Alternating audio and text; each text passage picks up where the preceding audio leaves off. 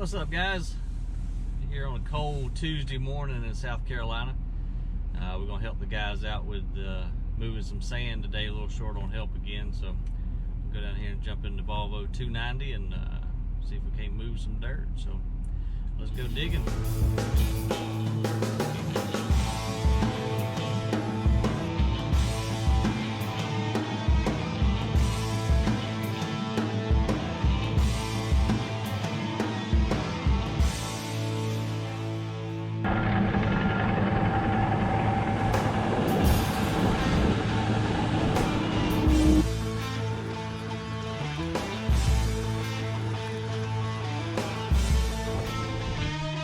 Cold this morning.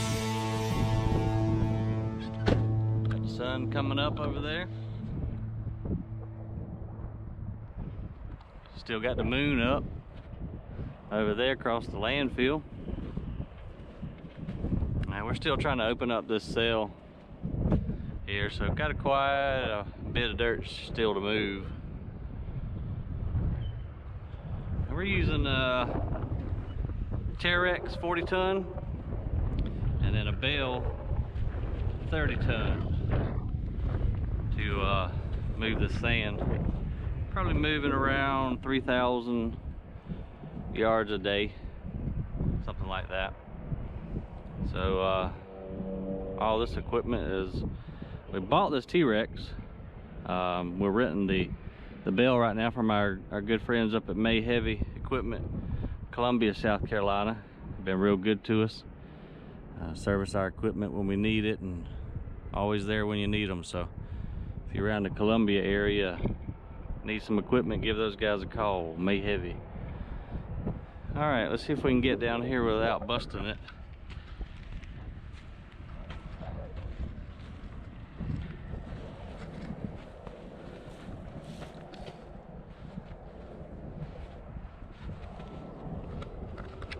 Go over here and go get this old Volvo checked out.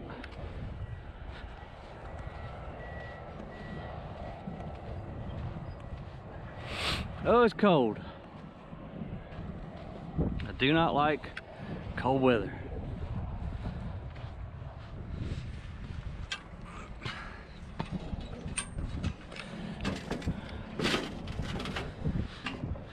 Check, make sure we got oil.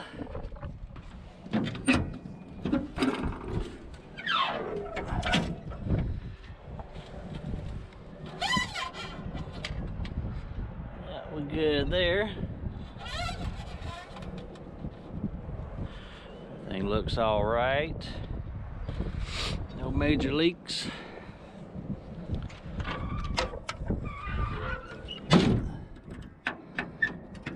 I should have put on some gloves. I guess it's like 28 degrees this morning. Anything below 70 is cold to me, so this is like extreme temperatures.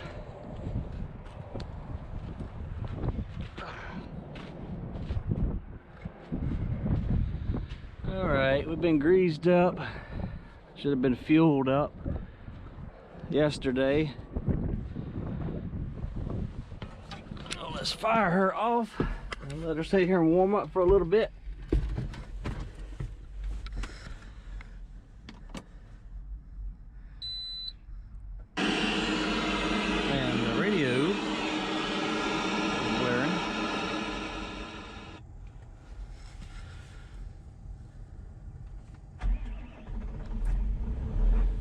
Alright, there she goes. Let's get us some heat on. Alright, we're gonna let her sit here and warm up for a little bit.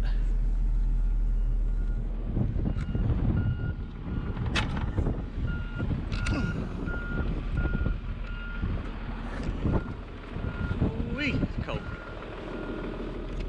Alright, got her machine warmed up. Had our safety meeting with the guys. They've done a little bit of diesel in the trucks. And they'll be back here momentarily. And we will commence to digging. It is still freezing. I hate Made it. Ugh. So cold.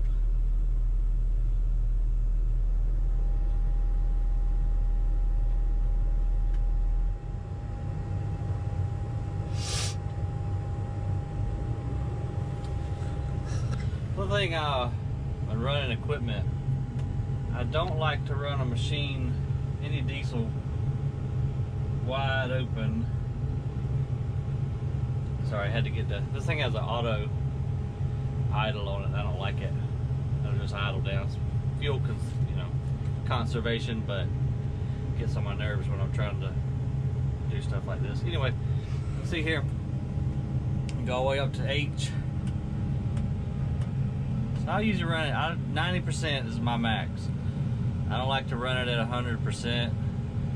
I just don't think you need to. It taxes the motor and machine, and I just don't think it's necessary. First truck's coming though, so let's go get him loaded up. So the little trick I use to get myself stable, I'll just take and throw a little bit of sand up here, like so, under each track. That kind of acts like a cushion. Now we'll just walk right up on those. A little bit like that. And it stabilizes us. Won't be rocking back and forth as we're digging. Which you do not want to do, especially on these sand shells, because the more vibration and herky-jerky motion you got, the more likely this thing is to cave in. And we don't want that to happen, for sure.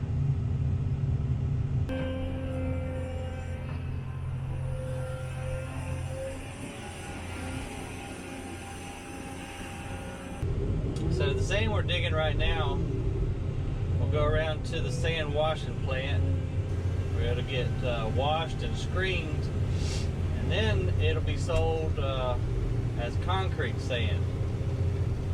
So they'll take it to the ready mix plants, mix it with rock and cement to make concrete.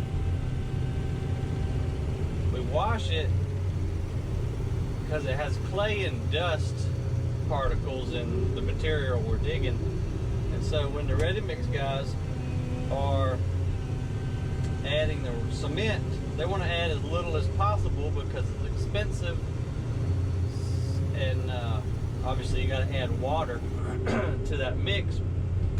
So anyway, to keep the strength up of the concrete, you want to add as little water as possible. And if you've got dust and these little teeny sand particles absorbing up all the water, you got to add more. And if you add more water, you got to add more cement, so it makes the mix more expensive. We wash those particles off, sand's clean, takes less water to get the mix to their desired consistency, therefore saving them money. Also just helps to make a stronger concrete.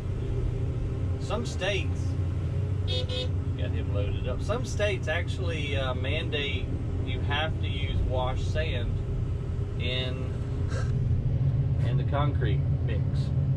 So that's why we wash it. A lot of people say, why are you washing dirt? Well, that's why. Never thought I'd be washing dirt for a living, but that's what we do. Alright, I'll show you guys a little bit of what I'm doing here and how I got myself set up. So we're sitting up here probably on about a 10-foot shelf. You always want to try to keep the trucks below you. You can load them so much quicker, you can see what you're doing. So we just cut strips. You see kind of the color difference there. Call them cuts. Then we'll just keep stepping on over to the right and just keep the trucks below us the entire time. And then we'll go back and do it all over again. Keep going down about 10, 12 foot at a time till we get to wherever we're going. This is going to be about probably by the time it's said and done, about a 60-foot cut. So pretty deep one. A lot of sand to move yet. But that's good because we want the sand. So the other trucks I think had to go fuel up. Be back in a minute. The guys over at the landfill pushing trash, going through and getting the metal out. See that magnet over there? Compactor crushing and packing the trash in.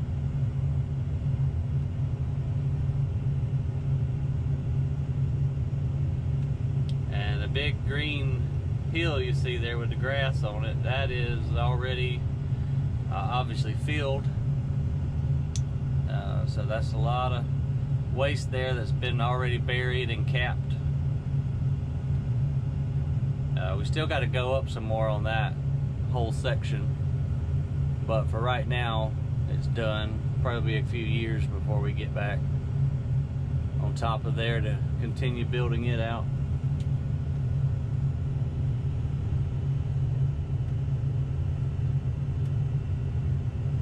And that whole area right there with the trash in is a cell. That's what we call a cell. Basically a fancy name for a hole. They're just dug out to certain measurements. Our cells are usually about 5 acres, about 30 feet deep is a good average. And so that's what we're opening up now as a future cell. We didn't have to dig just yet as far as the trash is concerned, but we needed sand to wash and sell, so went ahead and started digging earlier. It's really pretty sugar sand right here though. It's a nice deposit. I don't know if you can see it through the camera or not, but you can kind of see those lines in the wall. As this sand was deposited, it was put in layers like that. So this is an alluvial deposit, which means it was river deposited. We've had geologists come out and check the sand out and explain to us how it got here. Pretty interesting. So long years ago, a river deposited this sand. Probably was maybe like a huge sandbar. That's how I imagine it. And our truck's coming back now. So we get him loaded up. I gotta turn my heat down a little bit because I got it a little too hot.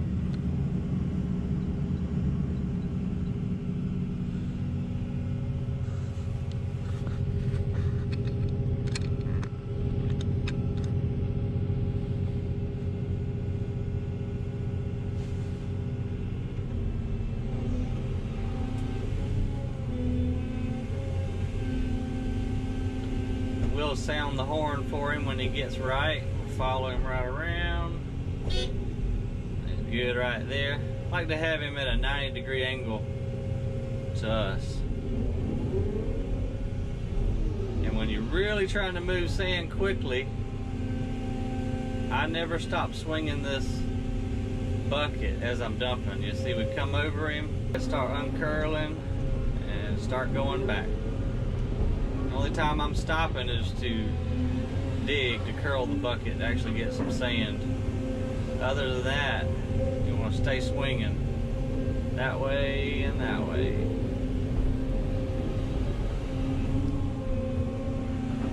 I forget what yard bucket this is. I think right under 2 yards, something like that. The sand's really easy to dig. There's no resistance to it, but it sure will eat up a bucket. It's so abrasive and hard. It'll actually get those teeth razor sharp. You know, imagine going into the sand pile a couple thousand times a day. It's just like sharpening a knife.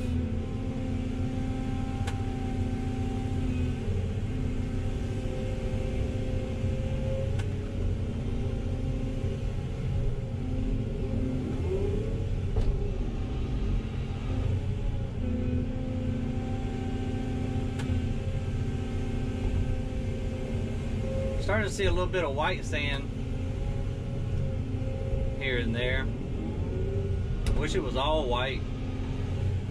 White sand is desirable because you can,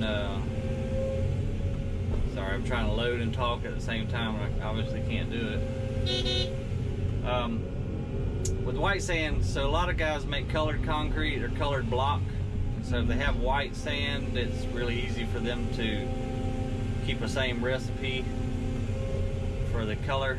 You know, it's just, there's no real math to it. I gotta get back out here a little bit further. I'm gonna build this back up. I'm gonna back up a little bit and extend my ramp a little bit so I can reach all the way out there. The operator was in this track hoe before me, done a really good job of keeping that floor level and pretty out there, so I want to try to continue that pattern, but I need the reach to get out there. So we'll do that like that a little bit, crawl on out there a few more feet, about like that. We don't want to go too far, obviously, because we'll tip, and we don't want to do that. Anyway, he's got that floor looking really good out there. Starting to get into some of that pretty white sand. That white layer usually only lasts a few inches though, and then it'll disappear and turn back yellow.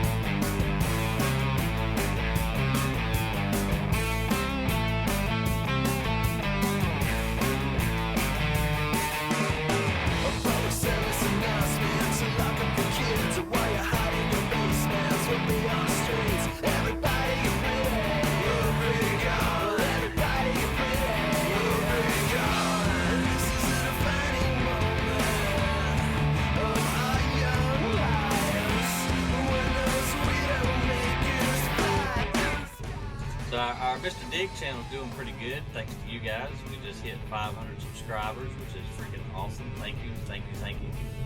And if you haven't subscribed yet, now would be a good time to do so. If you like what you're seeing so far, if you don't, then leave a comment below and let us know what we could do better, or what you want to see more of, less of, etc. If you don't tell us, then we've got no way of knowing. We're having fun with this YouTube thing, so hopefully it'll continue to grow, and we can continue to bring you some pretty cool stuff featuring heavy equipment. So, alright, well, thanks guys, really appreciate it.